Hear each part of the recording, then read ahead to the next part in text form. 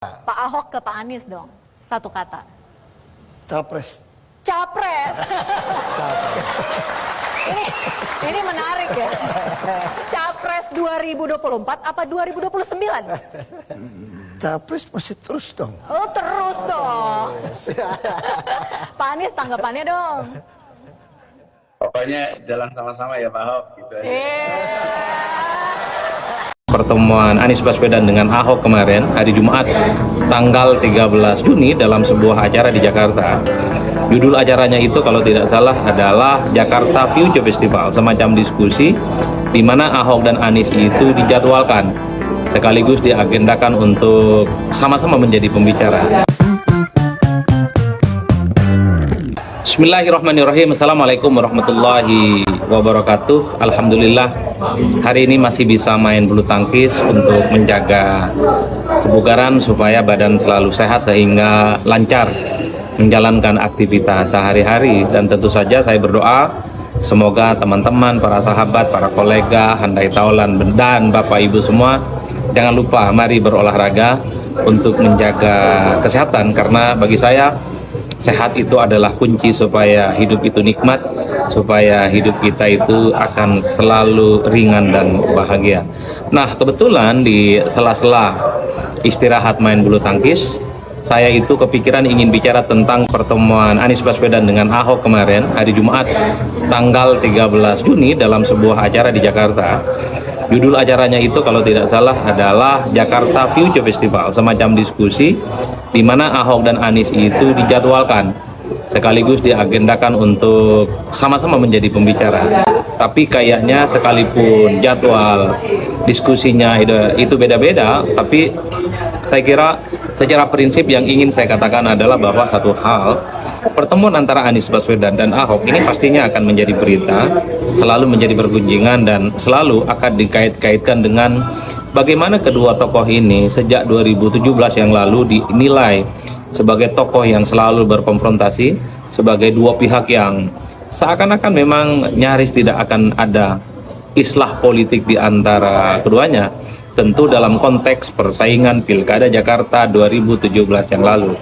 Kalau kita hitung rata-rata secara umum, dan kalau kita mau jujur sebenarnya, di antara ratusan ya kepala daerah yang sudah berlangsung pemilihannya di seluruh Indonesia, saya kira the one and only, satu-satunya pilkada yang paling diingat, yang dinilai paling brutal, yang dinilai paling tragis di seluruh Indonesia adalah Pilkada Jakarta 2017 yang lalu, yaitu pilkada di putaran kedua yang mempertandingkan antara Anies Baswedan dengan petahana, yaitu dengan Pak Ahok.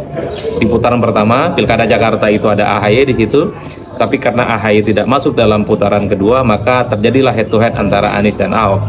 Inilah yang kemudian menurut saya menjadi titik bagaimana kegaduhan politik itu terjadi di Indonesia secara umum. Padahal pilkadanya di Jakarta, tapi melibatkan begitu banyak pihak yang seakan-akan punya kepentingan untuk meramaikan dan bertanding di Pilkada Jakarta 2017 tentu saja. Apa titik kuncinya? Karena saat itu Ahok dinilai menista agama, karena dinilai memberikan kritikan terhadap Al-Maidah yang dinilai sebagai ayat yang dinilai tidak terlampau menguntungkan kepada Ahok. Jadi itulah yang kemudian membuat bagaimana huru-hara dan kegaduhan politik yang sangat luar biasa. Para pendukung Anies dan para pendukung Ahok saling perang opini, tawuran opini, saling hujat kanan kiri, pakai ayat dan seterusnya dan seterusnya. Terjadi pembelahan yang cukup ekstrim antara pendukung Anies dengan pendukung Pak Ahok. Seakan-akan dunia saat itu runtuh, seakan-akan kiamat itu dekat hanya gara-gara persoalan Pilkada Jakarta. Bahkan kita ingat satu persatu begitu banyak protes dan demonstrasi yang dilakukan oleh kelompok-kelompok aktivis Islam yang tergabung dalam gerakan pembela ulama ya, GNPF, MUI dan seterusnya.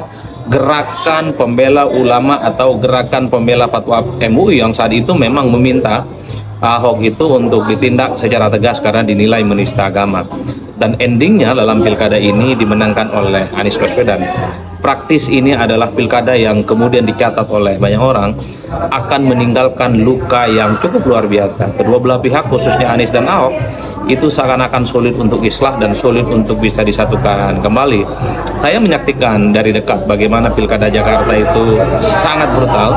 Begitu banyak ayat-ayat yang bermunculan ya untuk menuding siapa yang dinilai penista agama dan untuk menunjukkan dirinya itu sebagai pembela ulama dan pembela umat Islam. Terjadi fragmentasi yang cukup ekstrim, terutama pendukung Ahok dan pendukung Anies. Ahok dan para pendukungnya dinilai sebagai penista agama, dinilai anti umat Islam, anti ulama dan seterusnya.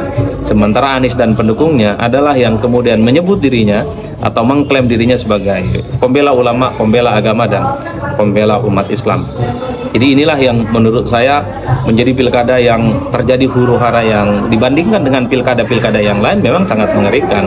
Tapi publik ternyata salah ya.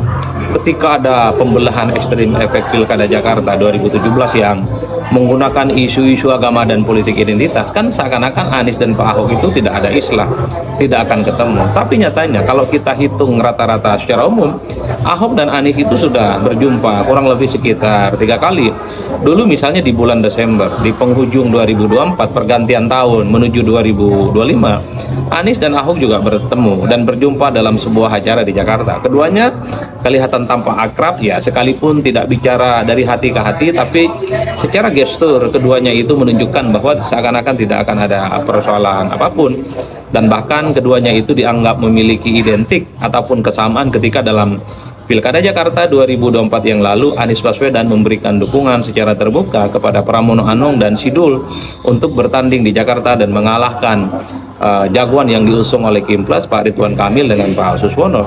Jadi itu adalah pertemuan yang menurut saya menjadi trigger bagaimana Anies Baswedan dan kemudian Pak Ahok yang dulunya itu dianggap dua mazhab, dua kutub yang saling berhadap-hadapan, tidak mungkin akan bisa islah, tidak mungkin akan bertemu sampai kiamat. Tapi nyatanya waktu Pilkada Jakarta 2024 yang lalu Anies mendukung Pak Pramono Anung, begitupun Ahok yang satu partai.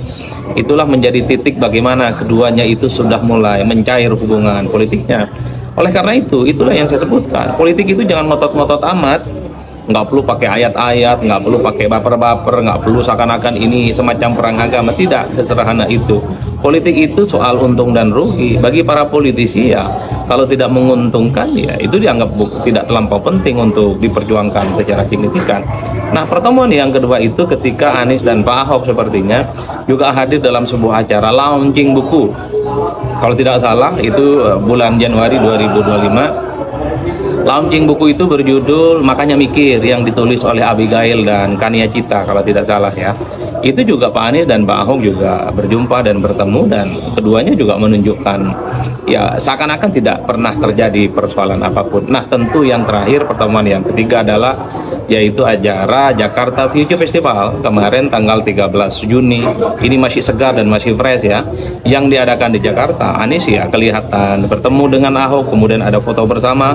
Entah apakah ada pembicaraan keduanya, tapi secara gestur politik publik menangkap bahwa sebenarnya peristiwa masa lampau terkait dengan Pilkada Jakarta 2017 di mana mempertentangkan antara Anies dan Ahok secara perlahan, secara historis sudah mulai hilang. Seakan-akan sekat-sekat politik sudah tidak ada lagi. Seakan-akan keduanya itu tidak pernah saling berkonfrontasi, dan seakan-akan keduanya tidak pernah menjadi simbol bagaimana pembelahan politik ya antara kelompok Islam dan kelompok non-Islam saat itu dalam konteks Pilkada Jakarta seakan-akan tidak pernah terjadi. Bapak Ibu semua, apa yang ingin saya katakan adalah saya dari dulu selalu mengatakan berpolitik itu biasa-biasa saja. Maknai politik itu ini sebatas soal bagaimana memenangkan pertarungan politik. Apa yang ingin dimenangkan secara politik? Ya kalau konteksnya pilkada ya menang sebagai gubernur, menang sebagai wakil gubernur. Setelah itu ya bagi-bagi jabatan, entah di Pemda, entah di apapun. Politik sederhana itu. Begitupun dengan Pilpres. Pilpres itu adalah soal bagaimana memenangkan pertarungan presiden dan wakil presiden. Begitupun dengan Pileg, bagaimana seseorang itu terpilih sebagai anggota dewan. Jangan pernah misalnya politik itu seakan-akan kalau dia membangun narasi-narasi besar, dia ingin misalnya seperti orang berdakwah, kemudian misalnya dia seakan-akan berjuang demi agama dan seterusnya. Bagi saya terlampau simplistis ya. Di politik itu adalah ruang Bagaimana pertarungan politik itu soal memperebutkan kekuasaan, jadi presiden, jadi gubernur, jadi wali kota, jadi anggota dewan, dan seterusnya, dan seterusnya. Artinya apa? Saya selalu mengatakan, kalau berpolitik mungkinlah ada niatnya, nilai-nilai kebaikan, tapi tidak tepat, karena di politik itu tidak hitam putih. Politik itu menuntut fleksibilitas, politik itu menuntut negosiasi, politik itu menuntut bagaimana kita itu harus membuka ruang seluas-luasnya kepada orang dan kepada pihak yang selama ini mungkin bermusuhan, membuka diri kepada pihak-pihak yang selama ini mungkin saling berhadapan-hadapan, membuka diri dan berkomunikasi dengan pihak-pihak yang mungkin selama ini saling membenci satu sama yang lain. Dan itu yang terjadi pada Ahok dengan Anies Baswedan. Melalui perjumpaan yang 3 kali, seakan-akan tidak pernah terjadi pertentangan yang sangat ekstrim di Pilkada Jakarta 2017 yang lalu. Itulah yang saya sebutkan. Apalagi para pendukung politik tidak terlampau bagaimana pertarungan politik itu yang sesungguhnya. Janganlah politik itu ngotot-ngototan seperti ini, semacam perang agama, perang antar suku, perang antar etnis. Tidak sesederhana itu. Bagi para politisi yang saya pahami, politik itu sesimpel how to get the power. Jadi politik itu adalah hanya untuk merebut kekuasaan. Bagi mereka, kenapa mereka itu saling ngotot, seakan-akan saling berkonfrontasi, ya supaya mereka terpilih jadi gubernur, terpilih jadi anggota dewan, terpilih jadi presiden, terpilih jadi wakil presiden, dan seterusnya. Jadi ada sesuatu yang mereka kejar, kekuasaan.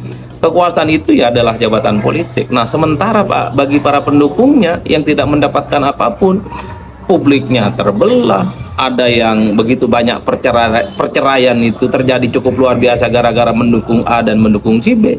Bahkan ada kuburan yang dibongkar gara-gara beda pendapat soal pilkada, mungkin juga beda pendapat karena pilpres dan seterusnya. Cukup sudah politik kita nggak segitu-gitu amat, karena saya kira konfrontasi politik, pertentangan politik di Indonesia itu tidak lagi didasarkan atas idealisme dan nilai-nilai.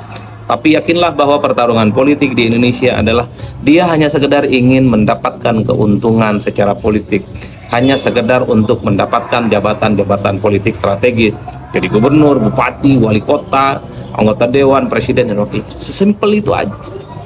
Makanya inilah yang saya selalu katakan ke teman-teman dan Bapak Ibu semua, sekaligus ini pengingat bagi saya, reminder, jangan pernah melihat politik itu hitam putih. Mencintai sekadarnya saja, membenci pun juga sekadarnya saja, itu dalam politik ya. Karena hari ini teman, besok bisa menjadi musuh. Hari ini musuh, besok menjadi teman, dan itu terjadi dalam politik kita, baik di pilpres ataupun di pilkada. Oleh karena itu, saya kenapa tertarik ingin bicara tentang pertemuan Anies Baswedan dengan Pak Ahok dalam acara di Jakarta hari Jumat yang lalu. Ini adalah sebagai pengingat bahwa orang yang dulu saling membenci, saling bermusuhan, saling misuh-misuh, hampir membelah warga Jakarta dan publik secara umum, bisa bertemu kok, bisa berkongsi, dan bisa saling akrab satu sama yang lain. Hari ini teman, besok bisa menjadi lawan. Hari ini lawan, besok menjadi teman. Itulah politik kita. Jangan pernah masuk hati, jangan pernah baper. Karena sesuatu yang baik dalam politik, iya, itu baik saat ini, tapi tidak dengan besok. Sesuatu yang buruk hari ini menurut itu, iya, tapi besok itu bisa menjadi sesuatu yang baik. Bolak-balik, itulah yang kemudian terjadi dalam politik kita. Oke? Anggap politik itu biasa-biasa saja, nikmati sebagaimana kita menikmati hidup kita, olahraga santai, bisa menikmati kopi pagi, ini kopi hitam kan. Setelah itu ya ada tipis-tipis ya, makan roti bakar dan seterusnya.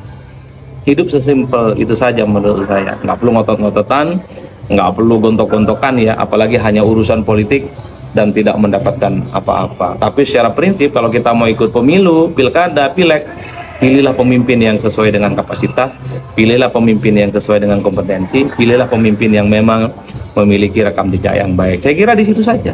Datang ke TPS, pilihlah pemimpin yang rasa-rasanya punya kompetensi dan punya niat untuk memperbaiki bangsa. Semoga ada cahaya di ujung terowongan untuk politik kita di. Halo teman-teman, berjumpa bersama saya di Politik Dangi. Mengejutkan pernyataan dari Anies Baswedan dan Ahok, teman-teman ya, di mana Anies mengatakan kepada Ahok akan bekerja sama di Pilpres 2029. Wow, ini kabar gembira teman-teman ya. Bagaimana Ahok dan Anies akhirnya bisa bersatu di Pilpres 2029 nanti. Bagaimana menurut kalian?